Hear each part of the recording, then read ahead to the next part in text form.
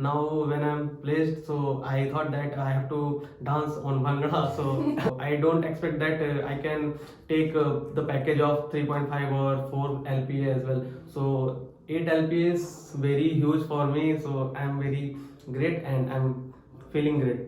Starting में ऐसा ही मिलता है, मुझे पता नहीं था कि इंजीनियर्स को फ्रेशर्स को 8 एलपीए 10 एलपीए तक मिल सकता है। मतलब नीचे से गिरोगे तो कम चोट लगती है, ऊपर से गिरोगे तो ज्यादा लगती है। Hey everyone, welcome to the AccuJobs talk show. This is Hina Sangwan and I'm here with a very special guest in our office today. We have Arpit Srivastava with us. Thank you. Welcome Arpit Srivastava. We are super excited to have you here. And firstly, I would like to congratulate you on getting placed with Verifone at an amazing package. So how do you feel getting placed with Verifone? I'm feeling great, and now when I'm placed, so I thought that I have to dance on Bhangra. So yeah, I'm feeling very good because when I'm in my college, so I don't expect that I can take the package of 3.5 or 4 LPA as well. So 8 LPA is very huge for me. So I'm very great and I'm feeling great now.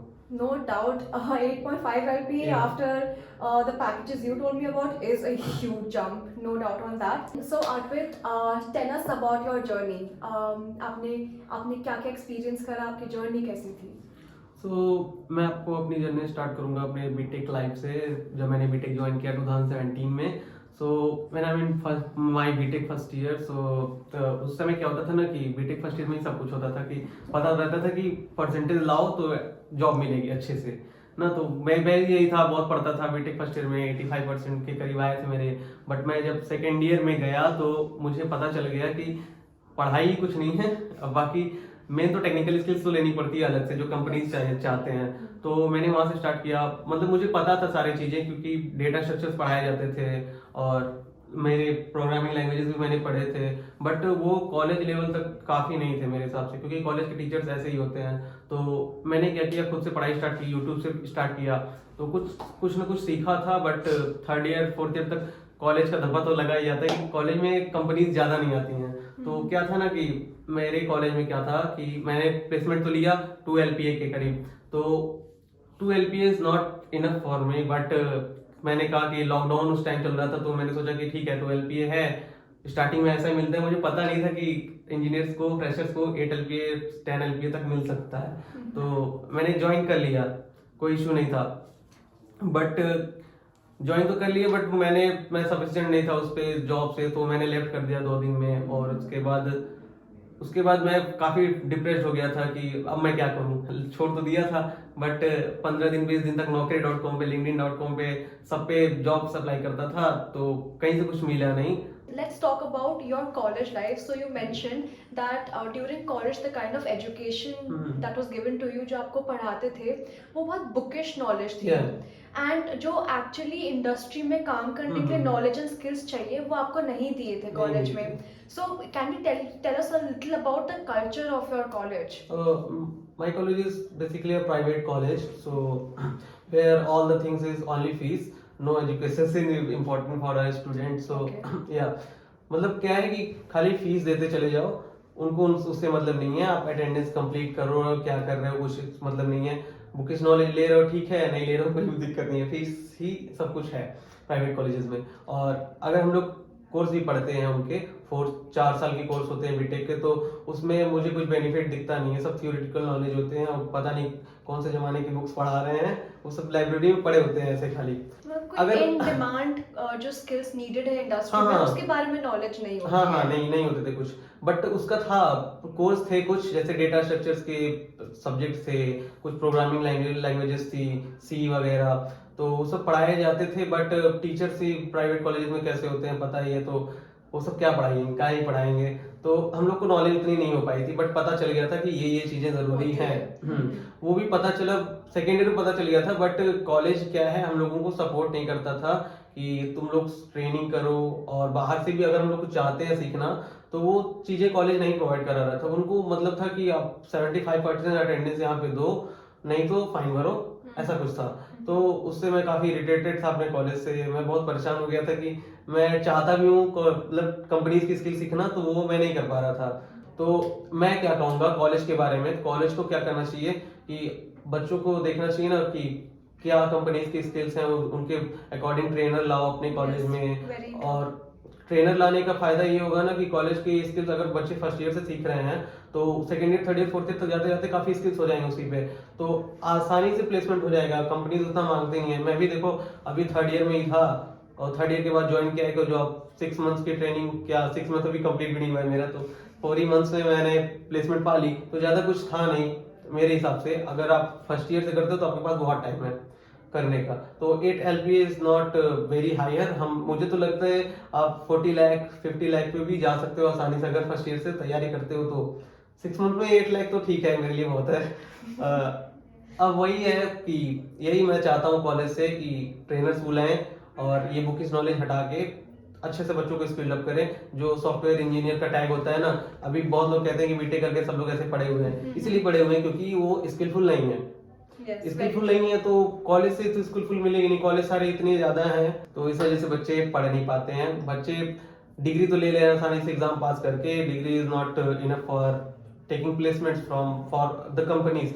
So I just suggest to take the trainers in our college and upgrade the students in technical skills, not on only bookish knowledge. So yeah, that's my point for the college. Yes, that's actually very true. What even I have noticed is a lot of colleges, college इतने सारे हो गए हैं, but उसी के साथ उस value and the quality of education has Yeah. actually reduced. Because आप हर जगह जाओगे, हर जगह 10-15 कॉलेज खुले हुए हैं, इंजीनियरिंग कॉलेजेस भी खुले हुए हैं, बाकी कॉलेजेस भी खुले हुए हैं, बट वो जो इन डिमांड स्किल्स चाहिए होते हैं ना, वो प्रोवाइड नहीं हो रहे इतने अच्छे से। कहीं भी नहीं And होते that's हैं। something which colleges need to improve on. That's a very good point. वो that कॉलेज you का stated. मतलब नहीं रहेंगे ना। कॉलेज को सब बिजनेस की तौर पे देखते हैं कि Yes. बिजनेस बस पैसा आओ बस बढ़ा के, बस यही है। So let's talk about one more aspect of college. सब कॉलेज क्यों जाते हैं? नॉलेज लेने के लिए, Yeah. टेक्निकल स्किल्स लेने के लिए, yes, but also most of the students go to college to have a good placement. Yes. So you just told me that you got placed through your college and at a 2 LPA job. Yeah. So was that the average package provided by the college? What were the college placements like? तो बच्चे placements होते थे, मतलब tier 1 की company आती तो TCS वगैरह वो सब भी 3.5 4 LPA देते हैं। और एक प्रोडक्ट बेस्ड कंपनी भी आई थी टिया करके, तो उन्होंने भी बच्चों को लिया, कम से कम 7-8 बच्चों को तो लिया था 6 LPA पे। Okay. उनको हाँ, तो मैं ये कहूँगा 6 LPA 8 LPA तो हो ही जाता है। अब बोल रहा हूँ क्योंकि अब सारी चीज ऑनलाइन हो गई है तो सब ऑनलाइन से लेते हैं। नहीं तो पहले तो यही था कि कंपनीज को बुलाओ तो वो लोग अप्रॉक्स 3.5 तो बहुत मुश्किल से देते थे।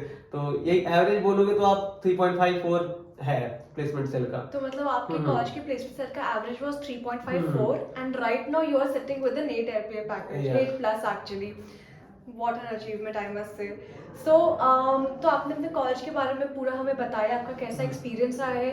उसके बाद आपने अपने आप को अपस्किल करा एक्यो जॉब के साथ। So how did you come across एक्यो job? उसके बारे में पता कैसे चला आपको? ओके, तो मेरे कॉलेज के प्लेसमेंट सेल में ही फैब में क्या था, फैब 2020 एक्चुअली, नो 2021।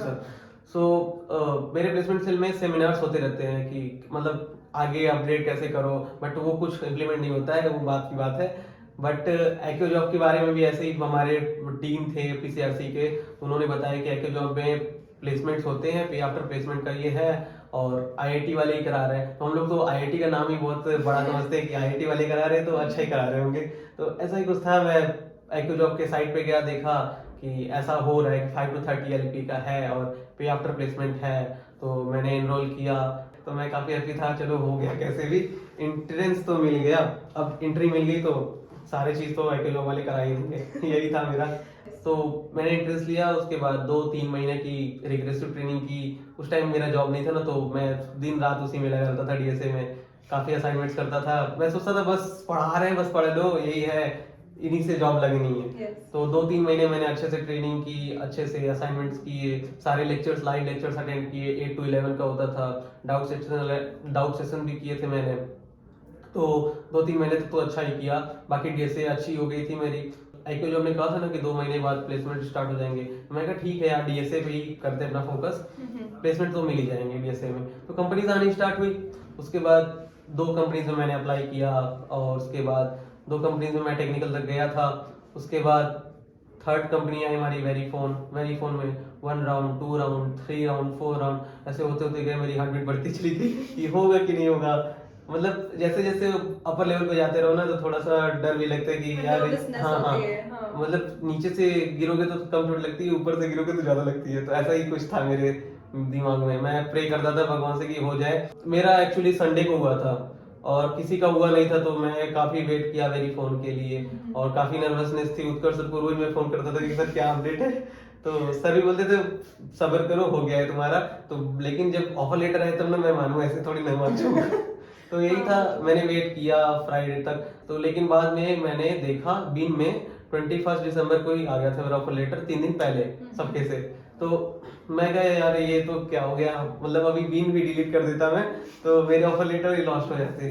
तो अब जाके वेरीफोन में हो गया है मेरा, और मेरी ज्वाइनिंग Feb 2 से है। तो अब मैं हैप्पी हूँ, और आईक्यू जॉब की यही जर्नी रही है। तो काफ़ी अच्छे प्लेसमेंट्स हैं यहाँ पे, और अभी आने वाली कंपनीज हैं, और तो देखता हूँ क्या होता है। उसमें भी बैठने की उम्मीद है मेरी। अगर अच्छे पैकेजेस मिल रहे हैं तो मैं ट्राई करूँगा अच्छे पैकेजेस के लिए। Okay, awesome।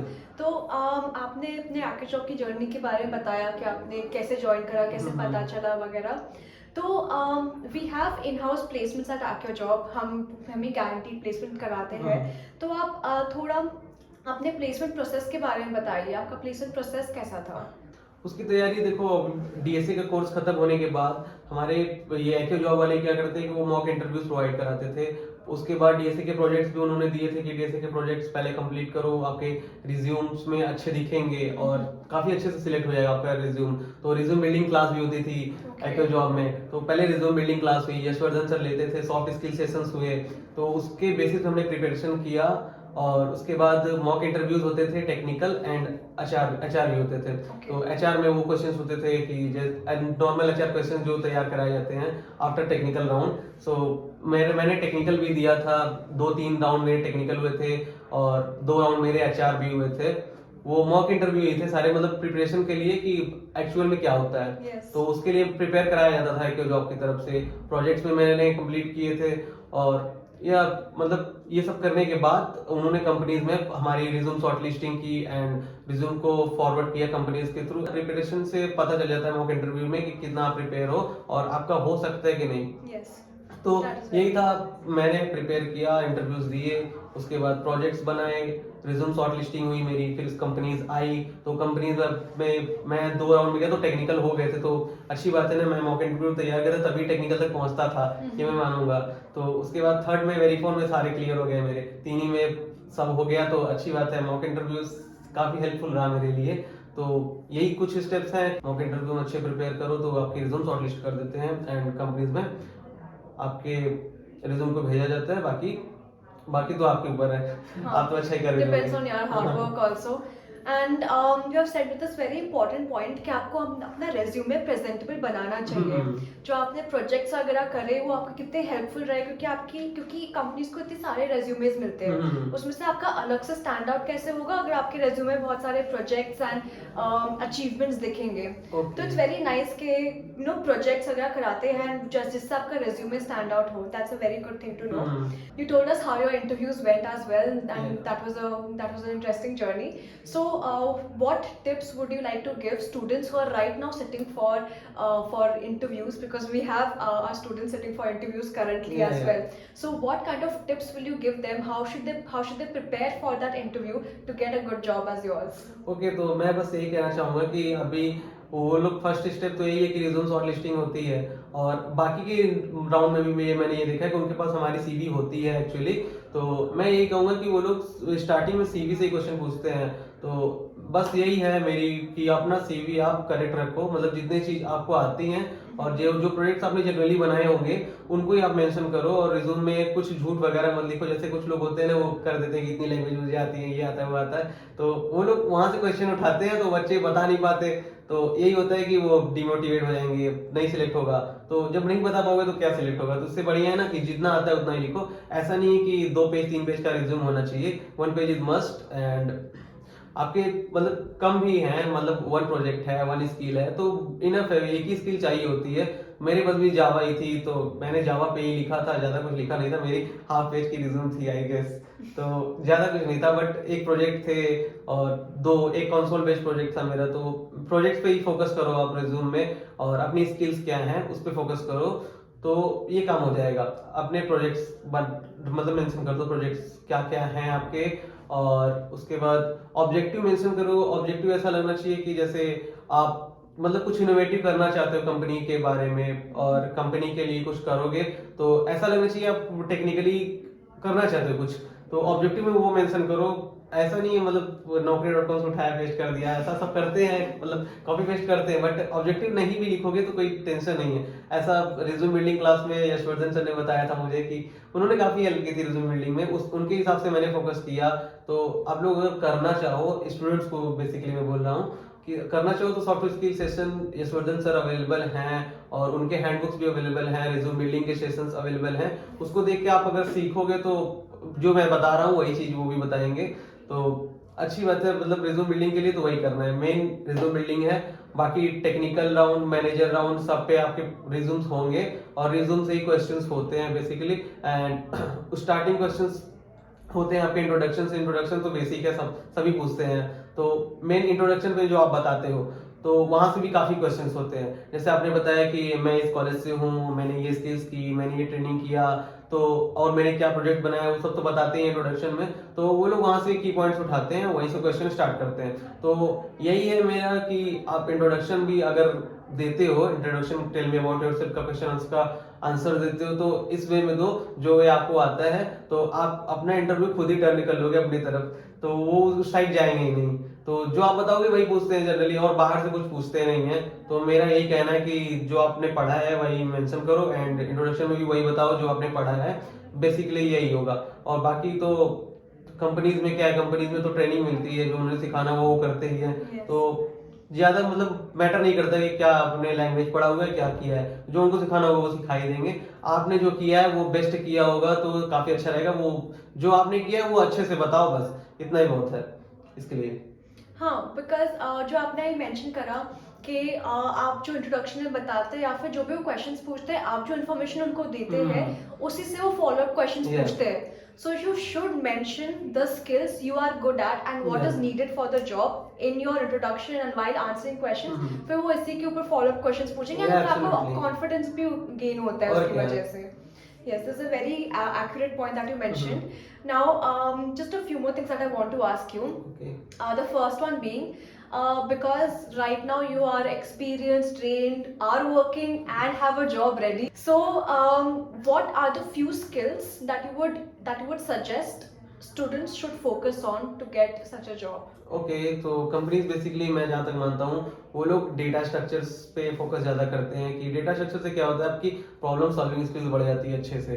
तो data structures must needed for companies, and one language is needed, like if we have Java, very popular language. So अगर आप जावा पढ़े हो, डीएसए पढ़े हो, तो किसी भी कंपनी में आप मतलब इजीली हो जाओगे। और DSA is very important as my perspective, because मैंने तो भाई डीएसए ही पढ़ा जो के जॉब से, और जावा तो मुझे आती थी, तो जावा डीएसए से मेरा इतना अच्छा पैकेज लग गया। और मैंने देखा भी माइक्रोसॉफ्ट वगैरह, अमेजोन वगैरह जो काफी 40 LPA 50 LPA पैकेजेस देते हैं, तो वो सब भी डीएसए वगैरह ही अच्छे से पूछते हैं। मैंने उनके क्वेश्चंस भी देखे हैं।